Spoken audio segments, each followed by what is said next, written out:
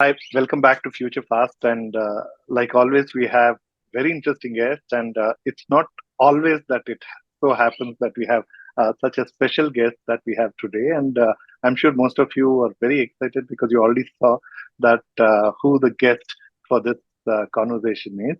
It is, of course, R Gopalkrishnan. And many of you have read probably some of his books, and some of you perhaps most of the books. And to do justice, I'm obviously not going to try to introduce you to him because I'm sure, and except of course for some of my international audience and listeners, that I have the profile of R Gopalkrishnan right below this podcast. Please do read it. He's he's uh, uh, a management leader, a professional par excellence. He's been identified with some of the largest multinational companies, Indian and international. So, if you have not heard his name, which I doubt, but you can look up the profile. And with that, I would like to welcome Mr. R. Gopalkrishnan. Thank you so much for making time to be here with us and do this with Future Fast. Thank you, Nanjana. It's a great pleasure to make an acquaintance with your initiative. My pleasure. So, most times, the first thing that people identify with you is leader, which you are, and you have been for perhaps longest time in the corporate Indian history. Uh, I want to start with this question of how did you approach leadership from your starting point, and how much of the change do you see as an approach to leadership in your own observation today that you have authored nearly 20 books? I think the 20th book is going to come out soon. So, so how do you see this transition of leadership from your point of You know, everything in the answer that I state will be the viewer's eye. Uh, I think my getting older and more experienced has also influenced my view of leadership. When I started my career, from my memory, I had this impression that a leader is a guy with steel blue eyes, barks out orders and has square jaws. He knows more than other people in the organization, and he's a bit of a feared person, feared or highly respected, or whatever you want to call it. He had more time for efficiency than for people. That was right or wrong, but that was an impression. Many people still carry that impression. But instead of going through decade by decade, because I've been around for some time, it has changed. And I now see a leader, especially once you cross that middle level, to be quite the opposite. Sorry, quite the opposite. He doesn't have steely blue eyes. He acknowledges that he knows less than other people and that all of them together is smarter than himself. He is not so much, he is focused on efficiency, obviously, but he's also focused on effectiveness. And efficiency and effectiveness are two very different things. And he has realized this through his journey. Whereas, like when I started, I thought efficiency, being an engineer and physics student in my college days, I thought efficiency is the most important thing in life. But it is important, of course, but effectiveness is equally important. And what that brings to the personality trait is a person who can listen more than he can talk, which wasn't my image of a leader when I began. My image of a leader is that he listens to everybody and then he takes a decision. Now my image of a leader is that he listens to everybody and, if I may use the word, molds a decision, which may not be the perfect decision he would have taken all by himself. And I saw a leader in the old days as a person who had sympathy for people in trouble. And now I see him as a person who has empathy for people in trouble. So the whole scenario has changed. It's partly influenced by my own journey. It's also partly influenced by the fact that times have changed. Right.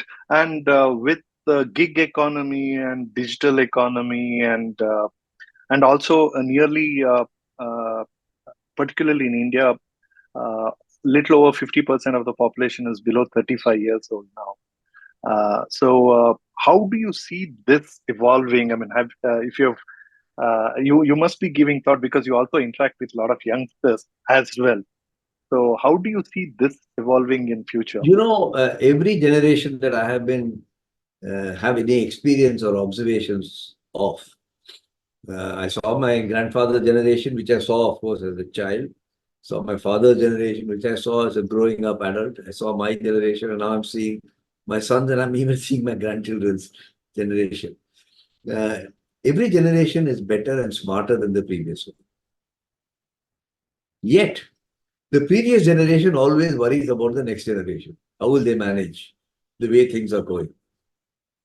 My father left the village and came to the big city for a job, and my grandfather was terribly worried about how he would manage. My grandfather would hesitate to get into a railway train. That was just something not used to. But he was worried that my father was traveling in an aeroplane. And so on. I don't want to go through generation by generation. The fact of the matter is, if I look at the last 4 generations or 3 generations where I have some personal knowledge, the next generation has by and large been smarter than the previous generation. Smarter in terms of better education, better adaptability, and um, more ambitious. But on the flip side, more impatient. When my father retired, his pension, his last drawn salary was equal to my management trainee salary when I started, and that has continued with the next generation. Correct. So I have great faith in the younger generation. I don't believe anybody who says nowadays young people are like this. Sure, their attention span is shorter. They respond to stimuli differently, but that's part of the. That's why I think many older people don't spend time with younger people. You rightly pointed out. I've just come back this morning. I talked to 500 young college students in Bombay between the age of 17 and 20. I spent 1 hour talking to them. And we don't do that. We tend to treat them dismissively as little kids, which they are. They could be my grandchildren, but that's not the point. They don't know what to expect out of life, but they have ambition. So you have to channelize them. And I developed what I call the 4A program for them, which stands for the phases that they should coach themselves in. Whether they're impatient or patient is a separate matter. The first is accomplishment. You must do things and deliver so that whoever's paying your salary or the venture capital company that's paying your initial startup capital thinks you're a guy who can do things. Nobody wants a 25-year-old guy who's a talker, right? Or is an economist who can comment on the macro situation. The second phase of this, after accomplishment, is affability. Affability doesn't mean being a teddy bear. Affability means you can take decisions, but you can carry people with you. That's what I mean by affability. The third phase, which probably comes when you're 45, is advocacy. People complain, government is like this. My company is so large, it is like this. That's the way Bangalore city is, which is true. But can you be an advocate for a different idea? And advocacy means you can exercise influence without power through advocacy. And then finally, when you reach some stage where people regard you as a leader, you must be appearing to them as authentic. Now, each of these is a big subject. So obviously, it cannot be the. But if there's anything that you think is interesting for your audience, I'm very happy to explain it.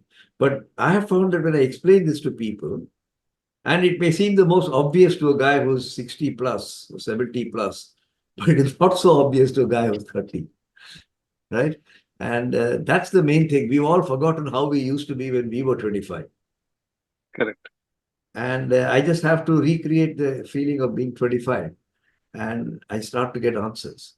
And I would certainly say anybody who complains about the next generation should have himself examined first rather than the next generation. So true. Well, I just want to dig a little more on how do you see this? Because I think one of the books you wrote also was about a future of work. Uh, So I also want to talk about how do you see this changing with so much of gig economy happening, where essentially already most companies are not employing people full time. Most of them are contractual employees, and most importantly, it's the people who also want to be employed on a contract rather than have a full time engagement. So they like to have multiple side gigs, which is actually accepted. In fact, I've had CEOs arguing that moonlighting is okay, good, as long as it's not conflicting with my business and things like that. So, how do you see it from from where you are today, and how you see it going forward? You are also still on the board of few companies. So, More or less, how? I've more or less given up most of them. I've just got the last two, which will also I will give up in the next year or two. I've had But enough. But I'm sure. But how do you advise them to look at this aspect of the future where people want to stay independent life and is all about balancing two opposing forces. You have to be firm, and yet you have to be compassionate. You have to tell people what to do, but you must also listen to how they would like to do it. You have to be firm, but you must also be understanding. And the best mm, training for this is to get married. Because you can't treat your spouse, the way it was in your grandfather's time or something like that, where, and this idea that in the old days, grandfather's time, you would go away to the farm and somebody will come and give you your food, which you see in the movies, has morphed into going away to an office and carrying food with you, to eating in the office in a canteen, to now what we are saying. So, what is the issue here? People think of work as a number of calories spent in giving back to the company for a certain payment. But you're not widget makers. I'm talking of executives and people like that. right. Work comprises of tasks plus relationships. And there's a tension between the two. I don't think it will survive long term to have everybody on uh, Zoom calls and gigs and so on and so forth. There is an intimate connection between tasks and relationships. It became very, very task focused, but relationship friendly, to go to an office, talk to people, chit chat a little bit, go to lunchroom together, have a pan in the shop downstairs. That will take a little bit of a backseat. But if you never go to office, so I'm really seeing a hybrid model for the Mm, efficiency of organizations. Organizations back in the 70s, 60s, they would make monuments to their own achievements, big headquarters on Park Avenue, in Bombay, in Flora Fountain. And those are dead. Those are dead. And I'm using the word dead to dramatize it. They're correct. dying. I get it. Right. They're dying. And I think what's going to happen as we go forward is this tension between those who don't want to get out of home and do it all by gig, and those who do will reach a different pivot and balance. Where that balance is, I cannot tell. But I think what will affect is when people realize that the social security that they got out of going to a company. When I use the word social security, I'm not talking only of financial aspect, I'm talking about relationship, Understood. Right. Right. is something that they value. And it may settle down at a 3 days plus 2 days or 2 days plus 3 days format. But without relationships, you will not be able to do work. Correct. And work is not tasks. Whereas young people think work is tasks. And it's not their fault. If somebody started working 5 years, 10 years ago, and just seen through COVID, he said, Kya hai? If you want me to write this, I'll write it. If you want me to do this coding, I'll do the coding and I'll send it to you by email. But soon he Yep. will realize that that is not so. And the time they really realize it, when they are in their late 30s, early 40s, when they realize that they are getting a bit out of date. Right now, young people feel absolutely confident, top of the world. They can do AI, Gen AI, they can do, LLM, and their bosses don't understand what they're talking about. But very soon they will be in the same position. And that's Correct. when they have to reach out. Like I have to reach out and say, hey guys, tell me what the hell this actually means. How can I use Mm, this? mm, mm. So I think it will find the balance. Well, I like to pick on some of the things you said, but maybe under different heading. I just want to take you to the next thing I want to ask you about is education. Uh, of course, uh, I can't say we, but I think we belong to different generations. But from the generation you came in, also held education very highly, primarily. So, which I see things are changing lately. But I come from the generation which is also looked at education is the first thing that one should be focused at. But how do you see from the time you came in with where your parents wanted you to acquire education and then you wanted to acquire, perhaps driven by the peer pressure of what to do or what to pick, what to choose, to uh, today, the way it is, where people or even the corporates or companies expect that a person I hire out of college should be productive from day one. So what is your perspective on this? I think there is a slight disconnect between education and skills. Skill is the ability to do something with your mind or your hand, and having enough background to be able to learn it. Education for the sake of education, just to get a degree, is not what my generation or perhaps even yours was raised to believe. Today, I was talking with the 17 to 20-year-olds. They said, no, we don't attend college. It is not necessary. The college don't expect us, but they give us and then we mug up and do something because that's what it's in. So this attitude to education has come not because the youngsters are to blame, because the oldies have prostituted education. Education is a cultivation of the mind, just like exercise and sports are a cultivation of the body. Correct. You don't have to be a gymnast, so you don't have to be a philosopher. But for Christ's sake, it's not just a question of getting a degree. Now, why has this happened? This has happened because if you think of a car wiper, earlier the wiper used to go like this, if you remember old cars, Correct. they used to go in a 45 degrees to 45 degrees arc when I was a kid, certainly. And now they go the full 180. Options are many more. So people can get jobs as cinematographers, they can get a job as a music director. These were not jobs. People stumbled into it. If you look at the Kishore Kumars and the Asha Bhosles, they had a good voice and they just bumbled into it. But today people actually study and do riyaz. Like Bangalorean Ricky Cage, who's a dentist by qualification, Right. and he won third Grammy last year for music. So I think the old generation have to understand that the range of options open are far better, bigger and better.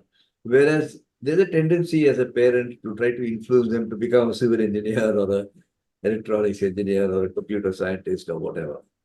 I mean, my children do completely different things from what, no, some of my children do completely different things from what I do. But that's part of the way things are.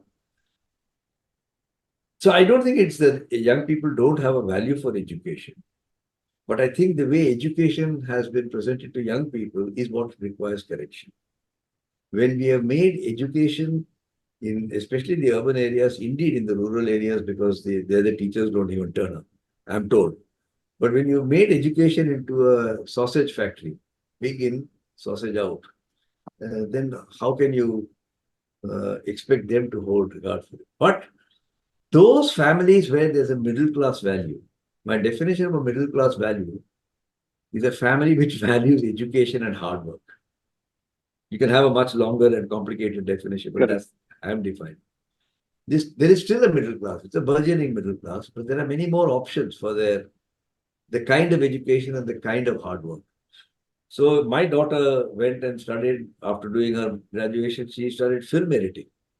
I didn't know what's film editing. She sits in front of a computer and various people send her raw stuff and say, this is the way we want it fast back. And she's able to manipulate the computer with whatever skills she has. And she earns a good career out of it. Right. Now, if I disregard that as not being one of education, then that would not be fair. So I say, okay, good. If you can earn a living that way. I have met people, especially in the UK. He's gone and studied his BA from a good university, BSc, And I said, what do you make? He says, I'm making furniture. You know? Yeah, he says, I'm a carpenter. In India, if you do that yet, even now, you say, what's wrong with this guy? How can an educated guy be a carpenter or a furniture designer?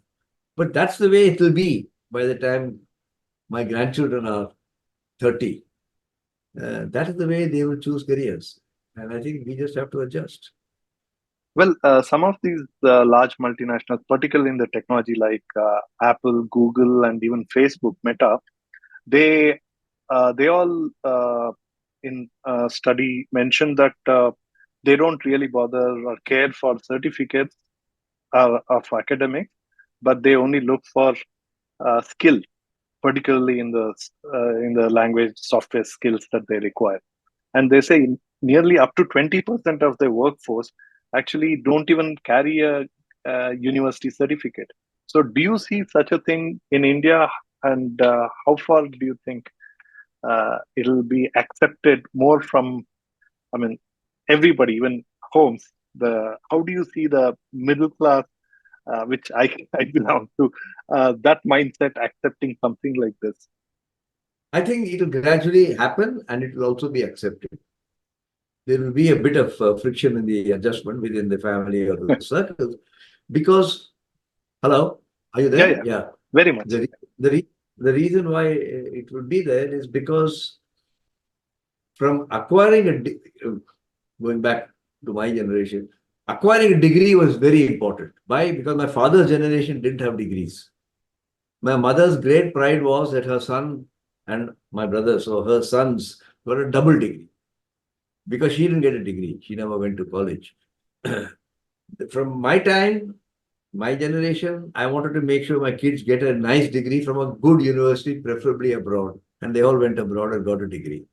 But they don't think that way about their children, though their children are still, 10, 12, 15 years of age, and they may change their minds. But what is happening is you can earn a living through knowledge, which comes through degrees and formal education. You can earn a degree through skills because a Correct. different quality of skills is coming in the software industry, in the technology, electronics industry. You're actually very skilled, and that is it's got a shorter shelf life, because a guy who's a terrific software coder may be useless with AI coming in, Correct. or with LLM or something coming in, his skill may become totally redundant. Correct. So you have to understand that if it moves from broad education, in which I mean the improvement and the cultivation of the mind, that has a long effect and breadth of thinking. If you're very skill based, that skill has to be renewed much more frequently. Young people don't realize this yet, but I'm sure that they will realize it gradually as we go along. If you're making horse whips and cars are coming, you think, well, there's a cars, but then you don't need horses anymore, so they don't need horse whips anymore. But that's the way Right. people will realize and they will adjust. Well, we briefly talked about work earlier in the context of leadership, and also maybe perhaps partially in the education context from a point of skill. But how do you see? This is a little broader question, maybe from an economy sense, and you're perhaps one of the better suited person to look at it, or perhaps you have given a thought also to it, is that India still has a significantly large unskilled human population, younger population. How do you see, with all the technology development happening, including AI, which is potentially going to displace qualified people, educated people, and in the work scenario, how do you see this gap getting addressed? We are going through a phase where there are uh, enthusiastic young people who need a job, and you have entrepreneurial people who need somebody to do a job. So the gap is there's no connection between the two. And the lack of connection is a physical connection of talking to each other. And the second is a lack of preparation. That I want this skill and you got that skill. Mm-hmm. So one of the thoughts that it's in my head, don't ask me for the detail because it's just an idea. There's a new ONDC platform that has been made to Yes.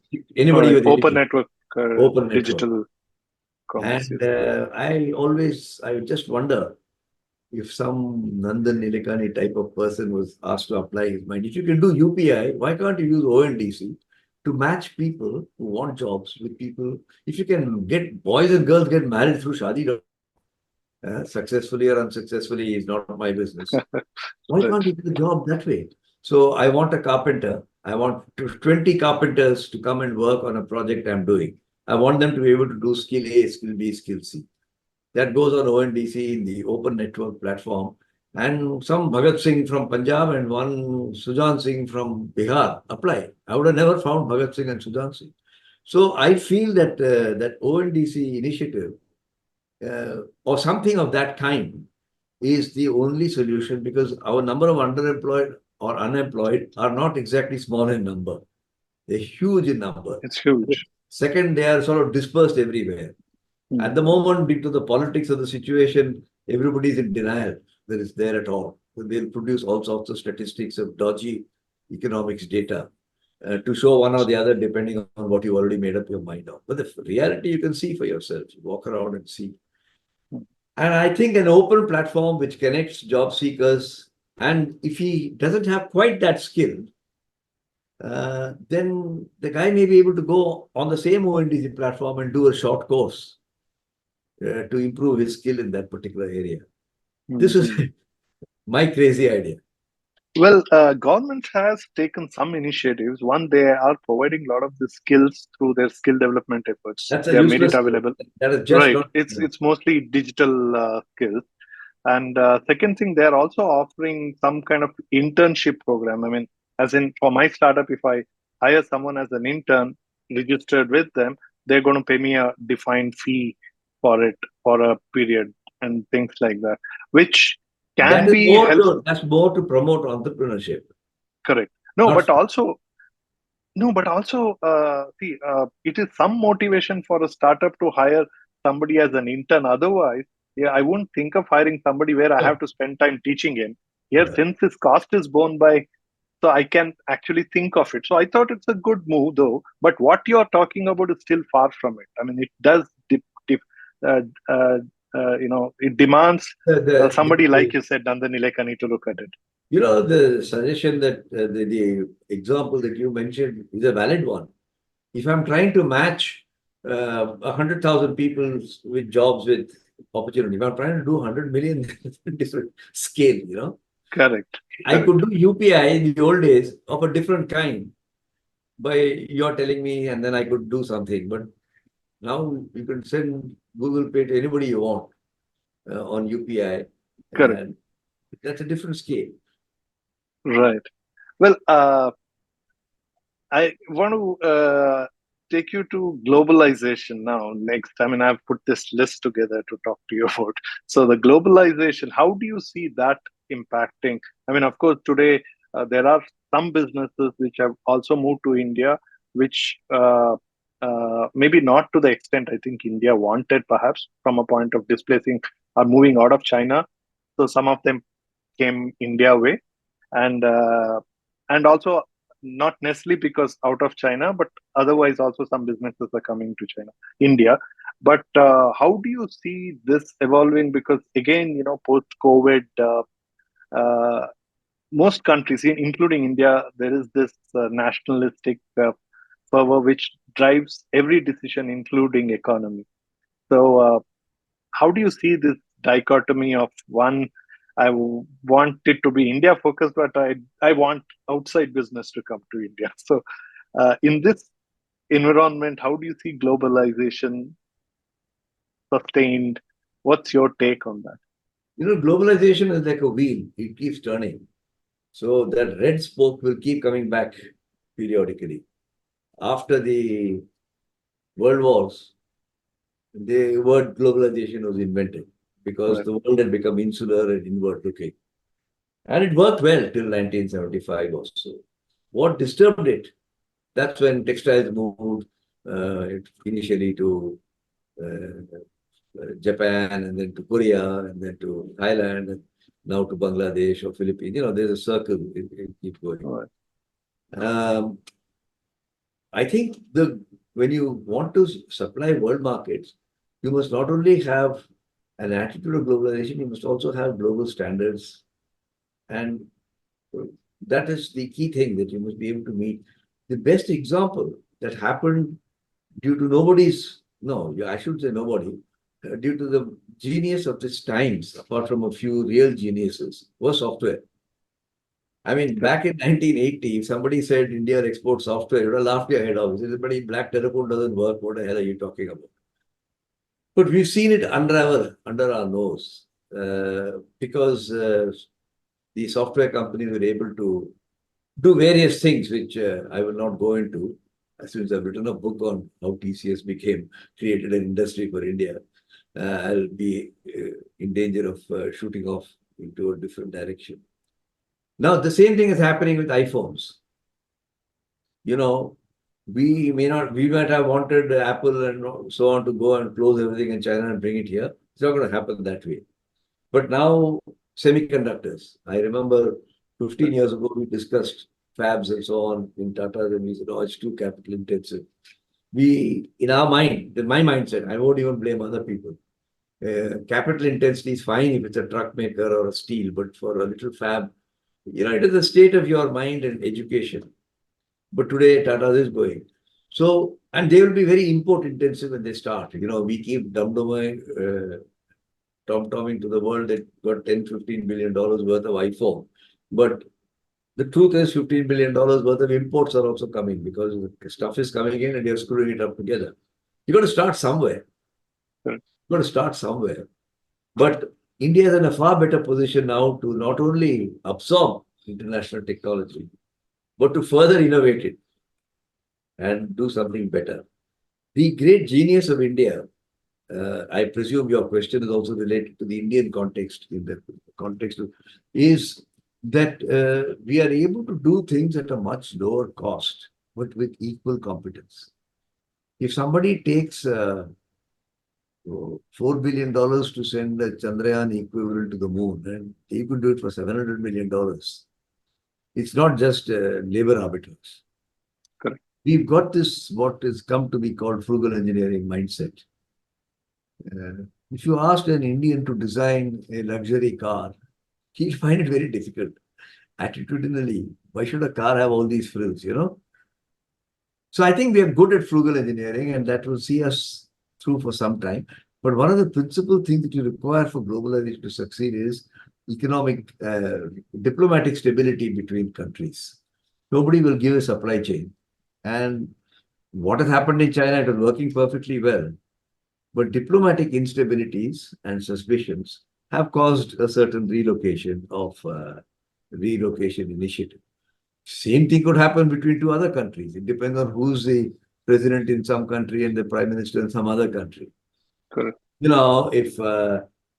If we go through a phase, hopefully we won't, of civil strife and South versus North, or Hindus versus Muslims, or whatever, you'll be back to square one.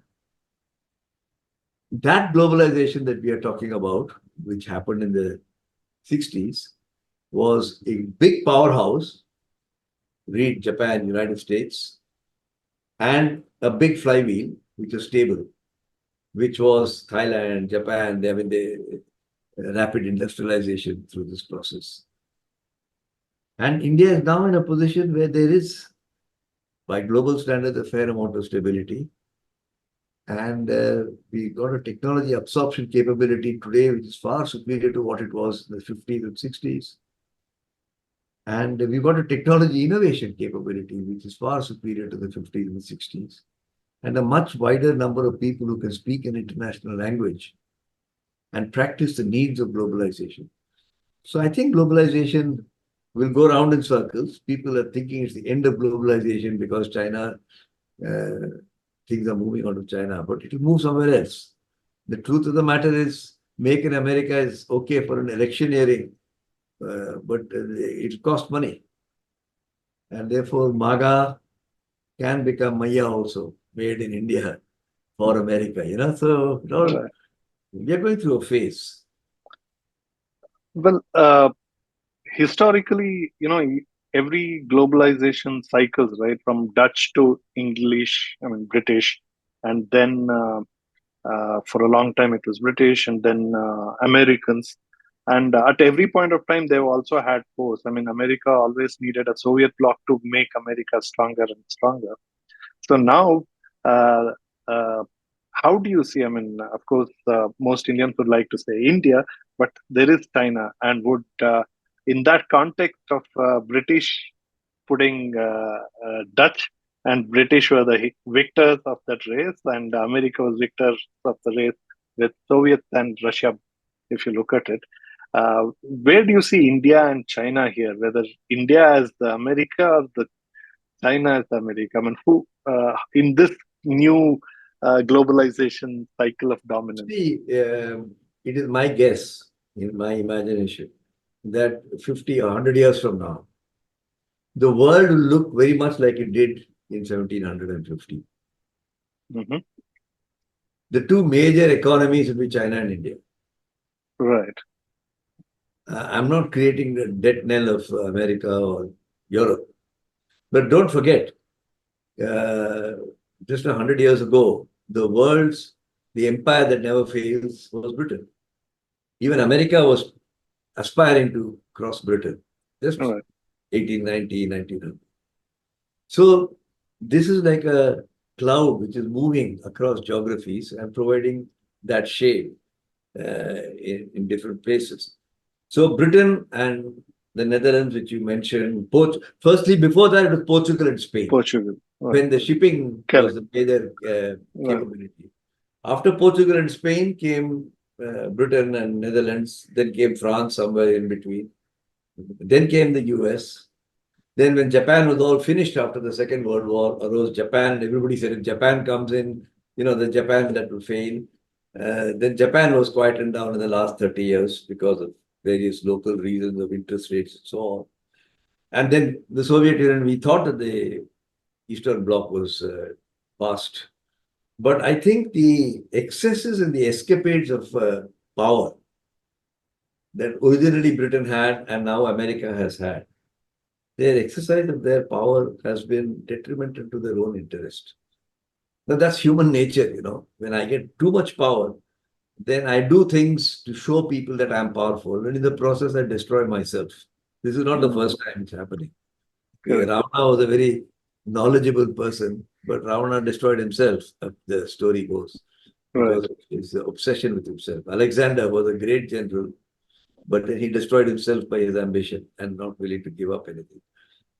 That may happen. So I am seeing that in 100 years from now, when we are reborn, and I've forgotten what we discussed today, India and China will be the two major powers, maybe suspicious of each other. So instead of the Soviet bloc in America, it may be India and China, except that we are cheek by jowl, close to each other. How they will, whether they'll fight or cooperate, I don't know. But that is not for me to guess. But the others Right. will be flocking here, as they already are starting to do. Right. And yeah, it's surely interesting times. Uh, I just uh, want to. I also have had a lot of people who are scientists in longevity space coming to uh, Future Fast. So, including a couple of transhumanists. So, barring the transhumanists who talk about people living up to 1,000 years, most of the longevity scientists they say that uh, this generation, the living active generation, should see a healthy lifespan of at least 120 years. So, have you given a thought in that? I mean, since you mentioned 100 years, that popped up. So, Frankly, it's not a subject on which I have specialized. And I'm not a great believer. I'm a great believer in people trying to live long rather than a target year. Right? It is true that due to improvements in public health and mortality and advances in medicine, people who used to die at 60 then became 80, then becoming 90, could become 120. But that's not a goal. That's a consequence of advances in science and hygiene and so on. So I have no particular comment to give. But if that does happen, then you will start to see more clearly what's already happening. Right. When my father was approaching 55, he said, now it's time to retire. Take your dhoti and your towel and get to religious books or do. Today at 60, 65, people say, can I get another job? Can I become a director in 10 companies? Can I become an advisor? They want to extend their life. Even CEOs don't want to quit at 60, 65. Now, if they go on to 120, I don't know how young people will survive. But anyway, I have no particular views on that. Well, another thing I want to talk to you about is money. So within money, there are so many aspects. So first thing is, what's your personal relationship with money? Money is an enabler. It is not a goal. Money is like oxygen. I need oxygen to breathe and live. And I breathe in air, which has 21% oxygen and 78% nitrogen and 1% miscellaneous small gases. But if you give me 100% oxygen, I'll die. Right? My lungs are designed to take in the same way, our brains and our mind and our habits are designed to take in money with values. Values is the nitrogen, it's inert. It doesn't change over time. Money is the active ingredient, oxygen. If you can think of money as oxygen and values and principles as nitrogen, we're now getting into a situation or seeing signs of a situation where there's the 21% oxygen in the air, which has been there since our great-grandfather's time, is in danger of becoming 30, 35, 40%. And that's not good for society or for the individual. Now, it's not happening to enough people, by the way, because the Gini index is also widening and the rich people are getting richer. But that's the way rich people die. That's the way America got the robber barons. They got phenomenally more money than they had ever dreamt. It's happening to the technology tycoons now. I mean, if you say my company is worth $1 trillion, I mean, there's no end to this mumbo jumbo. So I think excess of money is like having air with too much oxygen. It will lead to death. If air is trapped with nitrogen, which is inert and doesn't change, when you breathe air, oxygen is absorbed, carbon dioxide comes out, nitrogen also comes out, but without change. It's almost like a carrier. Money without values is useless. This is my old-fashioned way of saying it. I think the greed of startups for valuation and so on is a very negative thing. But it's easy for me to say. Somebody can say you don't know the pains that a 30-year-old fellow goes through in a startup. But you asked me my opinion. Sure. Well, just about money, but on a different track. How do you see the? I mean, have you given a thought about cryptocurrency, the evolution of cryptocurrency from a point of challenging the one who controls money controls the power, effectively controls the global economy, and effectively controls human choice. So that is where challenging the way the money is approached. So from that sense, how do you see this? Probably because I don't understand finance as much as some other people do. I have a very retarded image of finance. I think everybody who makes responsible money, this is a very private view that I have, takes something, transforms into something else. I take iron ore, I make it into shining steel, and I earn something in between. Money, people take in money and they bring out money. In between, they just restructure. They call it structuring. They do some mumbo jumbo. And then they make, indecent amounts of profit in that. It's not that, if they're like traders, I bought wheat at 100 rupees, I'm selling it at 105, I have no problem. But if you can buy wheat and sell wheat and you'll become the richest man in the world, then I'm suspicious of that. This is my own limitation rather than something wrong with the financial people. So I'm neither knowledgeable nor a great fan of crypto and all these things. These are all twists and turns, which some of them will survive. Just because I don't understand them doesn't mean it won't survive. I know there are many people who think trading in stocks is not a good thing. It's almost like gambling. I know people who genuinely feel that. Having been in the corporate sector, I don't see that trading in stocks, but I get worried about obsessive day traders who keep aside a budget of 20 lakhs. They keep, I mean, the whole day they're sitting in front of a computer. I bought 100 of this, I sold 50 of that. Then when money becomes an obsession, it gets bad. And whether it's in the form of crypto or day trading or thinking about money 24/7, it's that damages, not the money itself. Well, on the structure of money, from a point of printing and minting to programming, right? I mean, not just as a crypto, but today, CBDCs, a central bank digital currency, which we have in our phones. So we are getting into the era of programmed currency from printing and minting. So this is bound to have significant impact in the global economy. Even from, I think India received nearly $650 billion. Uh, uh, People sending money back home. I'm forgetting the term. It's not 650. It's 100. NRIs remitting money. Remittance. No, I think it was 650 billion last year. Million. Billion. No. NRI money, if you're referring to, if you're saying FDI, yes, it's higher. Remittance was 650. I read somewhere. Anyway, okay, don't worry, whatever the so number. Yeah, numbers anyway. But how do you reconcile? I mean, have you given a thought about this aspect? Because obviously, from a central bank or government perspective, it's a lot cheaper to program money versus print a mint. But of course, have to face a different kind of threat, because future war is not necessarily with guns. It's already happening in the cyber space, cyber security threat. But what's your take? I mean, this is the last question on the money. No, I think, you see, what is crypto money is an electronic version of the old hundi. Correct. When traders from Shikarpuri traders went to Central Asia, I'm talking about the 13th century, their genius was they invented this hundi, which meant that I could give a document, a piece of paper, rather than carry wads of cash, and it could be honored.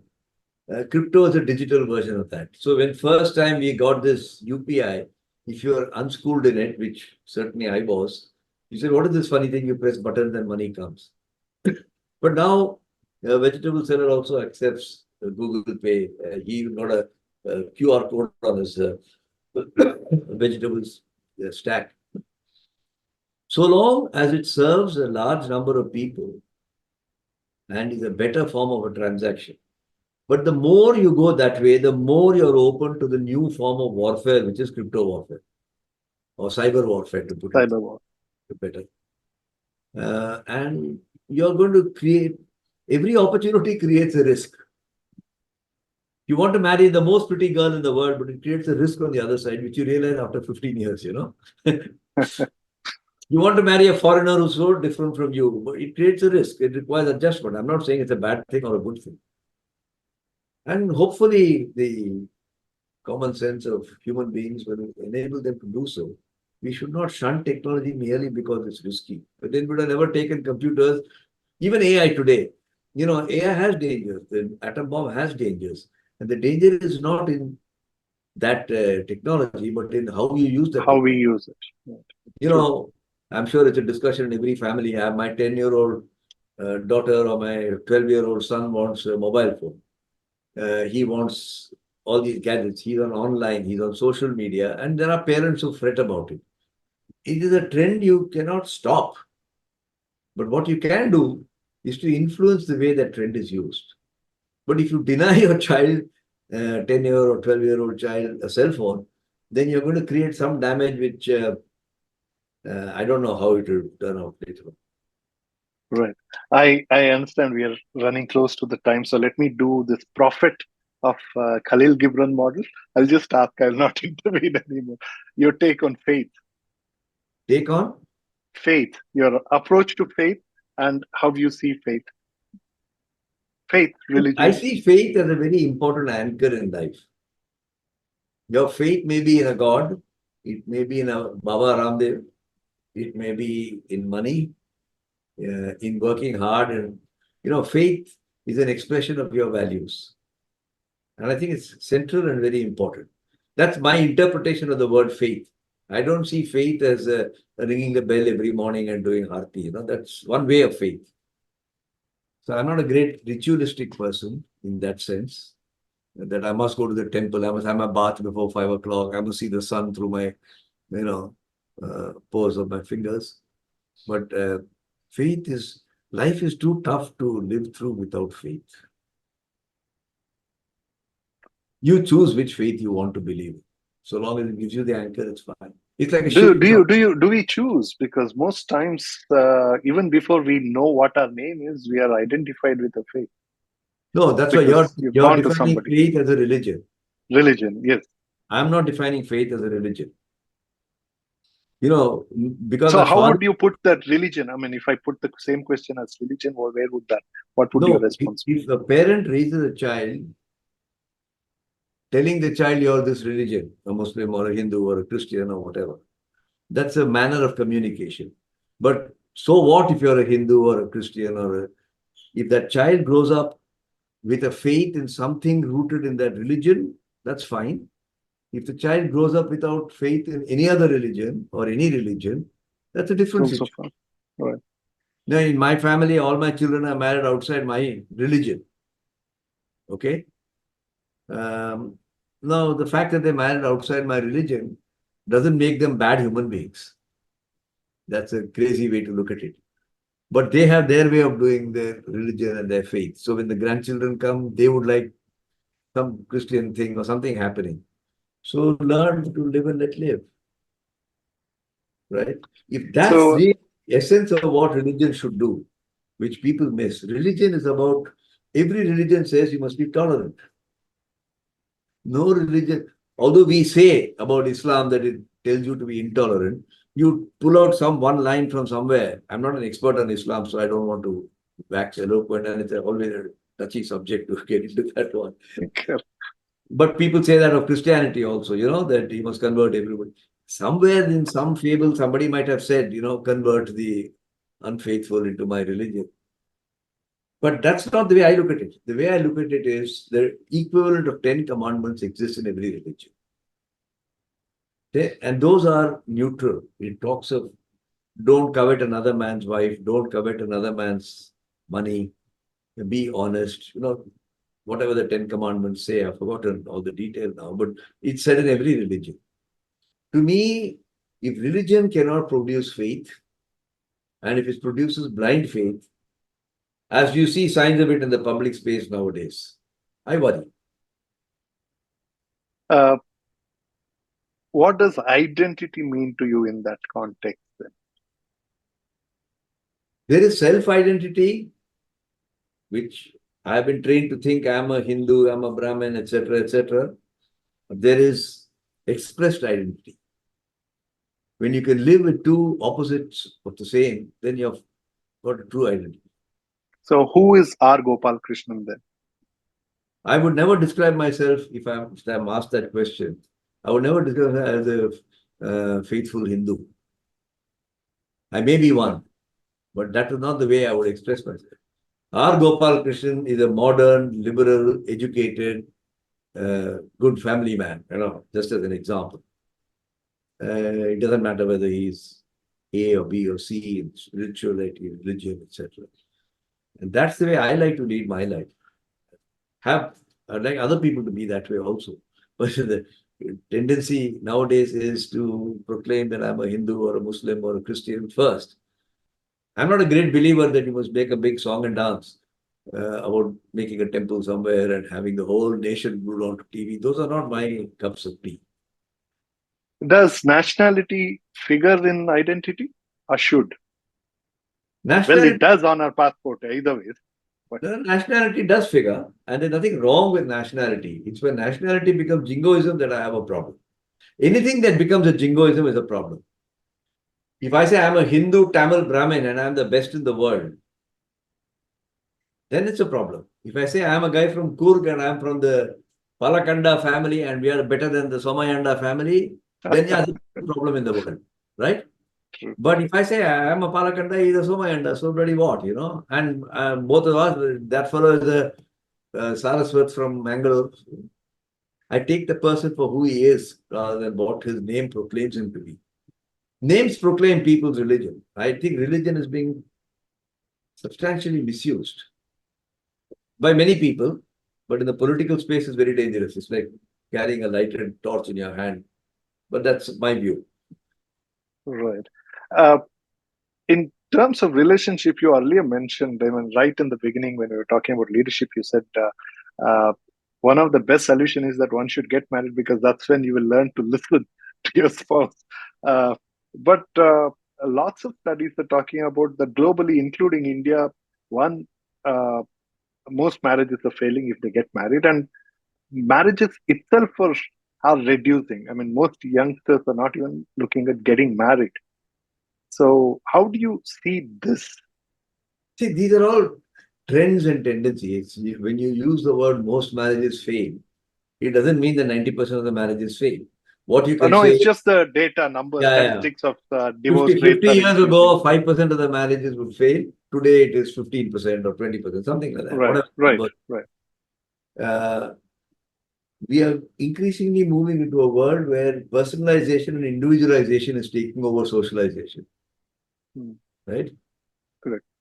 And I'm not expecting a return of the old shibboleths that a wife should be subservient to a husband and irrespective of whether she's happy or unhappy. That's not my plate at all. But I think even in the public space, we say appeasement is a bad thing. If you don't appease your wife or your wife doesn't appease her husband, that marriage won't succeed. People who are unmarried and are bachelors will make these statements, appeasement politics. And you are seeing exactly that happening, right? And no bachelor, who is not married or has left his wife can dare to talk about appeasement politics because he has failed to learn the basics of appeasement. If appeasement is treated as a negative word, then of course, but appeasement means accommodating to me. And I think it's very important to be accommodating. Indians succeed abroad because they are very accommodating. Why do you get Google and Microsoft heading with Indians? Because they're very accommodating. They are very adaptive. They know they are multilingual. They're able to adapt in social situations, which is one of the books I've written, which you see behind me, this Made in India Managing. So my interpretation of the word appeasement is accommodating. And I don't see that as a bad thing. 1 second. I have to. Sure.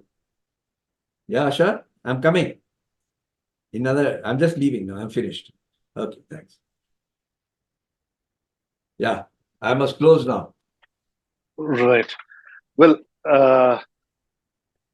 sorry, can you just one line on integrity? I think I could pretty much get it because you spoke a lot about without mentioning integrity, but Well, at the end of the day, words like integrity, authenticity can be written. You can write a whole book about it. It's allowing you to sleep well at night when you put your head on the pillow. okay. To me, now you might have, if you acquire a lot of money in illegitimate ways, uneasy lies the head that wears the crown. Nobody else may know about it. So to me, integrity is a way of matching your true self with yourself, your perceived self. But that's the biggest challenge. It is a challenge. Right. It's easy to say it because we are short of time. I'm saying it, Sure. and you're having to Thank accept it. No, but really appreciate you making time, and thank you so much for this. I hope to get one more time sometime in future. Okay, But some thank other you, time. and I really wish all the success for the new book, and more energy for you to do all that you're doing, and a lot more. Thank you so much, man. Thank you. Thank you. Bye. Take care. Bye. Take bye. Well, I hope you enjoyed this conversation with R Gopalkrishnan as much as I did, and please feel free to share this conversation with everybody you think will appreciate this. And yeah, it was a different format in the sense we just went about getting different thoughts on various aspects, which we did, and hope you enjoyed it. And if you're not yet subscribed to Future Fast, do it right now and share it with others. Until we meet again, enjoy the ride.